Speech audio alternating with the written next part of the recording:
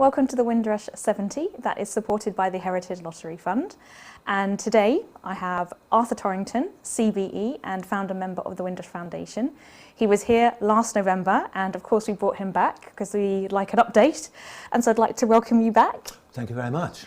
And so what's been happening since November when we last spoke?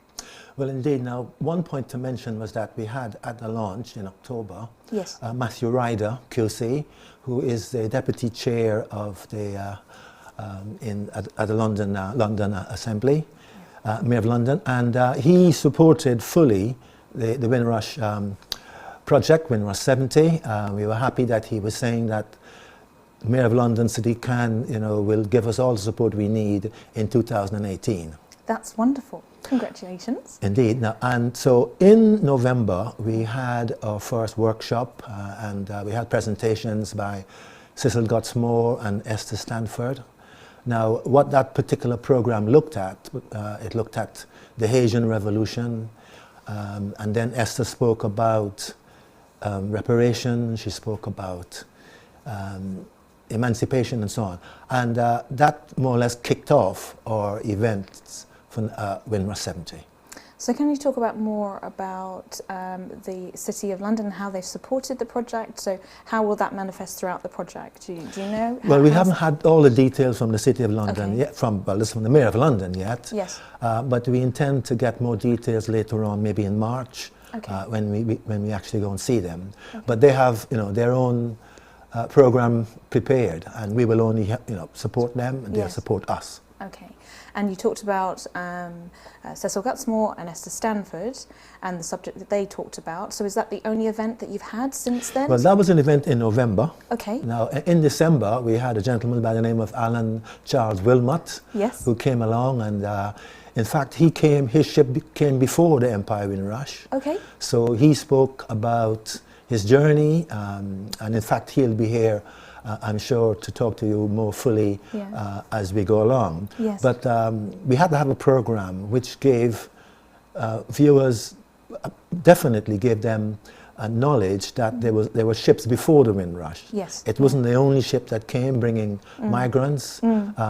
So there were at least two other ships that we know of. Yes. The first one, I think, one of them came in 1947 called the Ormond. That's a troop ship, and then Alan Wilmot came in a ship called the Alamanzura, and that landed on the 21st of December. Yes. So what we had was an event on the 21st of December, exactly 70 years of Alan's landing. Oh, wow. So Alan had the floor, and he told us all about what happened to him when he came, 21st of December. That was fantastic. Yeah. He had so much information. And so, and also I know that Alan is quite significant to the Windrush project, the Windrush 70. So how is Alan working with the Windrush 70 project? Well, he's a key figure in the project in the sense that he knows a lot about it. When the Windrush ship came, he went to see his brother and to help his brother to settle.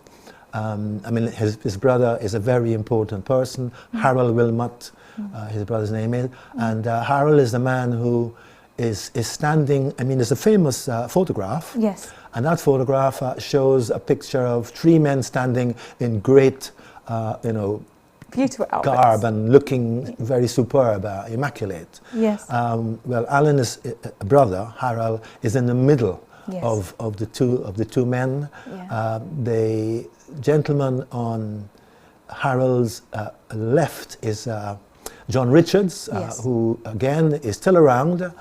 John is about 92 now, as such. And he attended the launch. And he was at the launch, exactly. Yes. We had Alan at the launch and John at the launch. And in fact, what I know is that Matthew Ryder, the deputy mayor, had a lovely photograph taken with the two men having, a great time cracking a joke. Yes, wonderful. And so Alan's going to play a significant role in the project. And so what other elements are you bringing into the project, and what other events have you got coming up? Well, Alan's going to be like a mouthpiece because he was there before the Windrush, after the Windrush, and he will eventually tell us what happened, because we no longer have the late Sam King with us, and Alan will take his place as we go along. Yeah. And I'd like to mention also that we will be doing programs almost every month throughout the year. Fantastic. And one thing I do want to ask you is obviously the project itself. Obviously there's lots of different aspects that people can get involved in. So how, again, can people get involved? There's a volunteering aspect, but there's obviously other things that you'd like people to get. So as the project, because obviously there's so many different events that you're going to be having throughout the Windrush 70 project. So what's coming up next? What significant dates do people need to look out for? So yes, could you tell me more Indeed, about that? yeah. Well, we must get people attending our events, and therefore on the 17th of February we have an event called the Windrush Generation. Yes. And that particular presentation and workshop will be done by Mike Phillips, Dr. Mike Phillips, who is a writer. And yourself? A best-selling writer. Well, I'll be there, but we want people to come along and hear what we're doing. Yes. We want them to get involved, ask questions, help us in terms of making contact with people, Yes. spreading the word, and so on. Social media. We certainly want people to get involved in that sense, because we will have other events happening throughout the year, very, very important events, because we're commemorating a particular journey of men and women who changed Britain forever. Yes, yes. Bringing in what we now call the dawn of multicultural Britain. Yes, yes. That's And so when you think about the Windrush, because obviously you're the founder member of the Windrush Foundation, there are other members of the Windrush Foundation, and so what do you hope for this project? What do you want? Is it aimed at school children? Is it aimed at adults? Who are you trying to get to? We're getting, firstly, to the younger people. Yes. Especially those now who are doing GCSE. Okay. Because what we know is that the Windrush story and migration are both in the curriculum up to GC level. So we're hoping that we will more or less help them to understand the story, understand their heritage, and those who are not from the Caribbean will learn about the Caribbean and learn about the journey, you know, and the contribution made by Caribbean people over the years. So do you think that story is being told in the right way? Do you feel that it is being significantly told? Well, it's being told as far as people know, as teachers know. Okay. So we'll be helping teachers to understand the story. Yes.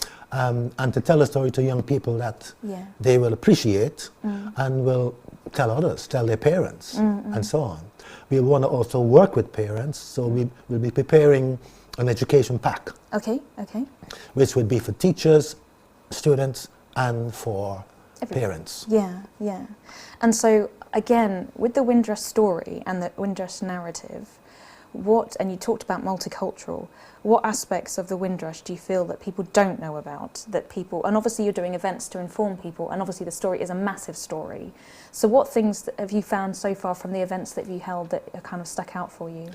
It's to do with the contributions that these men and women made and those who came after them. Yeah. So it isn't only about Windrush and those who came on the ship, but it's also those who came after in other ships and their contribution made and how they've helped to change Britain forever. Do you think that people really understand the impact of the Windrush? Well, we'll help them to understand. I mean, it's not a widely known story. All they know is about the ship. A ship came and there were people on the ship. I mean, there weren't only Caribbean people on the ship. You had people from Poland, Poland refugees who were staying temporarily in Mexico. About 6 of them came over on the ship. So it's also a commemoration of their journey because they have a story to tell as well. So just as, again, so how many people from the Caribbean were on the ship? Just as a little bit of information. So if you well, we don't really know. What we know is that there were more than 492 people. Yes. There could have been 530, 40, we don't know. But the research is going on now for us to find out. And in fact, we may not find out the whole story for a while. But the main thing is that there were more than 500 people. Okay, wow. So do we have all the names of the people? Yes. Oh, we wow. do. I mean, there is a list of the names of the people at the National Archives. Okay. So anybody who wants to do our job for us is to go there and look at it. And in fact, the list is over 1,000 people. Okay. So there weren't only Caribbean people and Polish people. Yeah. Other people were there as well. So again, if you can mention, what's the event that's coming up? Right, so that's the 17th of February at the West Indian Association of Service Personnel. Yes. That's 161 Clapham Manor Street, SW4. Okay. On the 17th of February. This with year. Mike Phillips. Of course. And is there any other ones coming up? Yes, well, we'll have to tell the audience and closer to the time. And people after that. And also, I can't go before we finish. You have to mention the main event that's coming up at the very end of the project. When is that happening? Well, it ends in November, but the events coming up in June. Yes.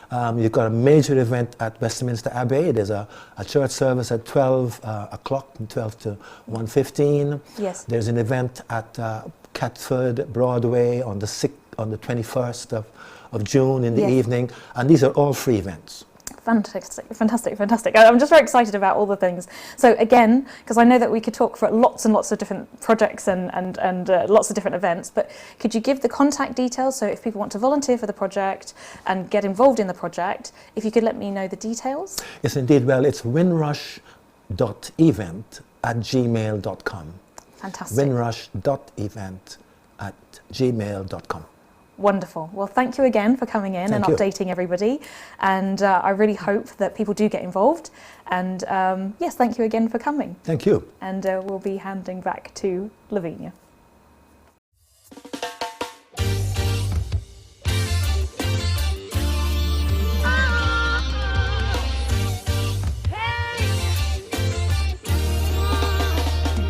They said, listen to the streets that was paved with gold. They said it's a story that's never been told.